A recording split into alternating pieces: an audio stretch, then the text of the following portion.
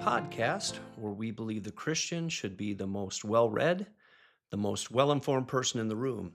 And the reason I think that way is when we do get into discussions with people, either at work or our family and friends, um, and you gain a lot of credibility when these conversations take place, and you seem to know a lot about a lot, and you've got some real thoughtful um, answers to the issues of the day. Well, when the big questions come up, when that, church and religion and the Bible question comes up in conversation, and you already have that track record of, boy, that guy seems to know a lot. You gain a lot of credibility that way. I believe that wholeheartedly. Now, we've been talking about, of course, Holly's back in Florida. So it's just me today. But we've been talking about ideas and ideas having consequences, and then bad ideas having victims. And then we, of course, looked at some of the bad philosophies, these bad ideas, and the resulting consequences and ramifications of those. We saw then, and where all that was going toward is how we got in the situation we're in. Well, to shift gears here, and we started before, but I want to continue this, see scriptural ideas and scriptural principles also have implications. Um, and what the Bible calls that is fruit. You always want to look at the fruit of something, if it's good fruit or bad fruit. Good fruit from a good tree, good roots. Bad fruit, you're going to have bad roots and a bad tree. That's all it can give.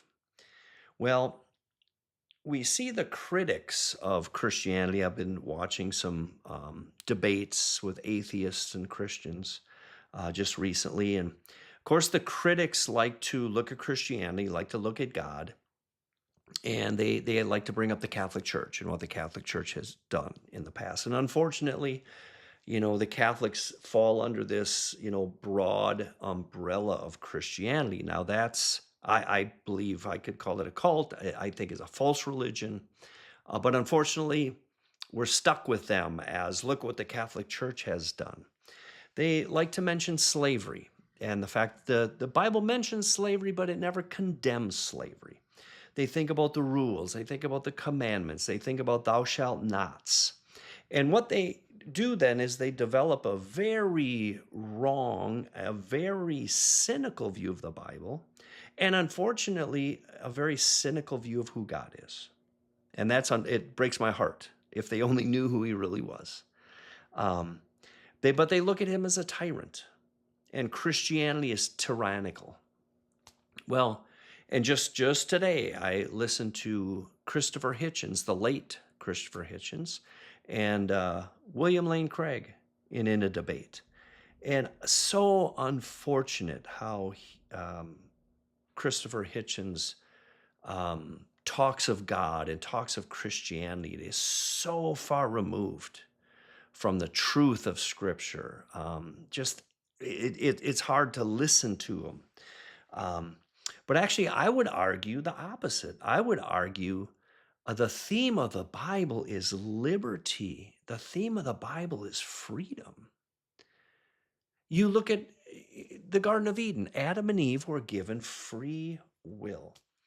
We find out not right away, we find out later that the angels must have been given free will. They could continue on in heaven. They could serve God and be with God in heaven. Well, Lucifer, obviously, they must have had free will to turn their back on God and follow Satan. You don't have to follow me. They followed Satan. Same with Adam and Eve. Freedom. 2 Corinthians 3:17 says this, now the Lord is that Spirit, and where the Spirit of the Lord is, there is liberty. We see Moses in Egypt, and the nation of Israel is enslaved in Egypt, and God is going to send a deliverer. He's going to get them out of there and out of bondage. And of course, Moses, being a very beautiful type of Christ as that deliverer, Then we see the book of Exodus where they are freed from slavery. Of course, they wander in the wilderness, but God has a place for them to go to worship him the way they want to worship him. Um, Actually, it's amazing. Our founding fathers, we're going to get to this too. Our founding fathers wanted our seal of America. I think it was Ben Franklin and Thomas Jefferson, I believe, um, was Moses and Israel and the Red Sea, because they truly believed, like America, we're leaving the tyrant George III and we're going across the ocean to this promised land. They really believe that the seal, that never became the seal, but that was their thinking. There's a whole book dedicated, Philemon is dedicated to Paul writing to this slave's master and appealing to him to, because Onesimus now is saved, Paul led him to the Lord in prison. Let him go. And I will pay. Paul said, I'll pay. If he owes you anything, I'll pay. But he is profitable for me. Let him go. Let him free. Wow.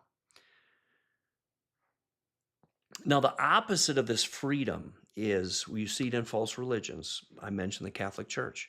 During the Middle Ages, when they had such political power, they had unbelievable political power and religious power.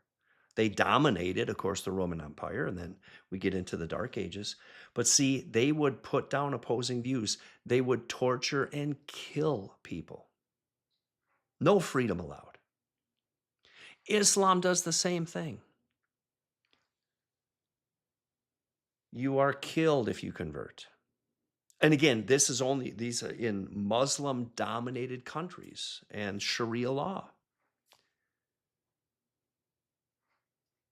It seems like the farther you get away from biblical Christianity, the less freedom you have, the less freedom you have, the less freedom you have. Of course, the totalitarian states, the political arm, the religious arm, these religions were totalitarian, had that mindset. But then, of course, these totalitarian governmental systems where the state is God, atheistic, no freedom whatsoever in these. Now, the founding fathers of America, the Declaration of Independence, authored by Thomas Jefferson, we're endowed by our Creator with certain unalienable rights, and among these are life, liberty, and the pursuit of happiness. Boy, those two. Talk about you're free to do what you want. Now, not like the French Revolution where they were free to be debauched. So different is the American Revolution. No, we want to be free to worship God the way the Bible instructs us to. Pursuit of happiness, liberty. On Jefferson's gravestone, actually, he had this written.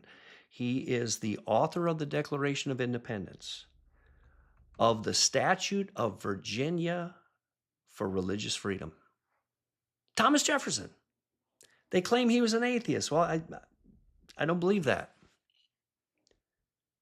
And the father of the University of Virginia. Those are the three things he wanted known. He was the author of. And a statute for religious freedom in Virginia. Roger Williams. They claim he was the first Baptist in America. And then people go back and forth over that. But one thing's for sure.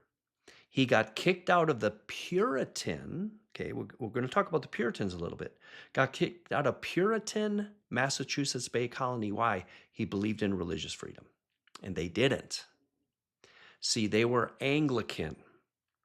Puritans wanted to purify the Church of England. Now, the Church of England, Anglican, was very much like Catholicism. They had that totalitarian streak. They would kill dissidents. They would imprison and kill and burn at the stake the dissident, the independent churches. You had to be licensed by them to be able to preach. So they did not believe in this religious freedom where Roger Williams did. And by the way, as a true Bible believer, get this, he was very good to the Indians, the American Indians. He wanted to evangelize them, actually. But he went off and founded Rhode Island, Providence, Rhode Island. And as he was kicked out of Massachusetts Bay Colony, the Indians knew him and they kept him alive and had him over the winter, fed him, clothed him, housed him during the winter months because he had been so kind to them. William Penn also, now he was a Quaker, Bible-believing man. What a good Christian testimony he had. Again, good to the Indians. Paid fair value for their property. He said, Pennsylvania, Penn's Woodland. There's no land in Pennsylvania that was taken away from Indians. He was proud of that.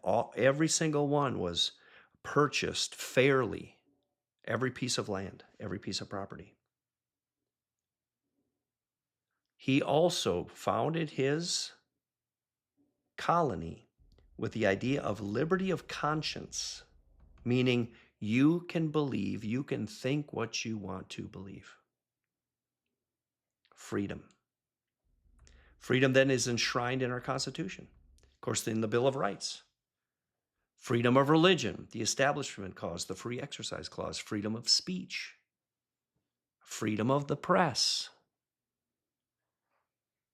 Then, see, when you allow freedom,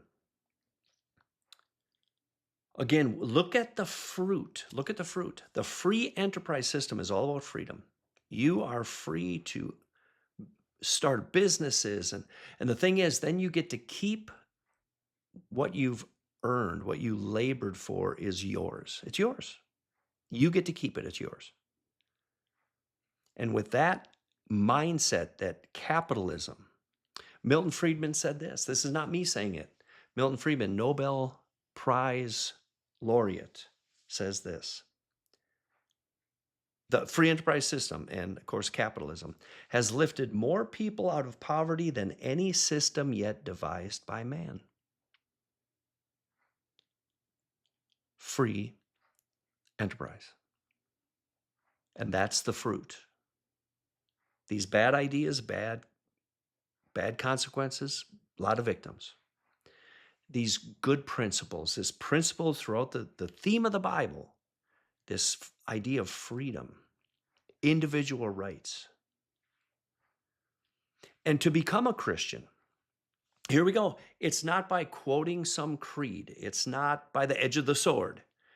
It's not by any set of religious acts you have to do. You freely, and you have to have free will for this, you freely trust, you freely believe in the finished work of Jesus Christ. So you have to have free will. You have to be free in God's economy to be able to even to become a Christian. Now, interesting story in the Gospels.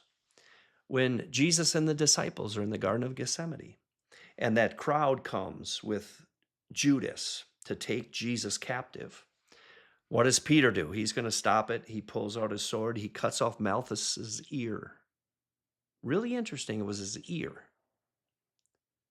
Of course, he rebukes Peter, puts that ear back on Malchus. Malchus is Caiaphas, the high priest's servant, we find out. Well, and I think what's being said here, and it makes so much sense. I heard John Lennox mention this. Christianity cannot be spread by the sword, like Islam, by the way, was. Because, see, it people won't hear. It cuts their ears off. You can't force Christianity on people. Peter, put your sword away. This is not how we spread the gospel. Because literally that closes off people's ear. Faith cometh by hearing, hearing by the word of God. You have to be able to freely hear and freely accept the gospel and the finished work of Christ. Really, when you think about it, hell actually is God respecting people's free will. You reject God. Okay. You want nothing to do with the Bible. You want nothing to do with God. Well, God will respect that. He doesn't grab anybody by the head, puts them in a headlock and drags people to heaven. That's not what he does. You have the free will to accept me, but you know what? And again, here God sets aside his sovereignty, he sets aside his power, his not omniscience, omnipotence, all power. He sets that aside and allows us to decide on our own and have that free will. That's what hell is. Not prepared for them, by the way, prepared for the devil and his angels. But when it's all said and done, there's only going to be two places, the New Jerusalem and then the lake of fire. No other place for you to go. But he's respecting your free will. So what do we see? This great experiment of freedom and truth. Where the Spirit of the Lord is, there's liberty. The truth will make you free. This American experiment, again, with freedom as the foundation. We see wealth. We see charity, most charitable people on earth. We see innovation. We see opportunity. We see that idea of individual freedom and a nation of justice. Now, again, we already looked at some of the problems we're having. But boy, for so many years, that's the fruit of that idea of freedom. Thanks for listening. We will see you next time.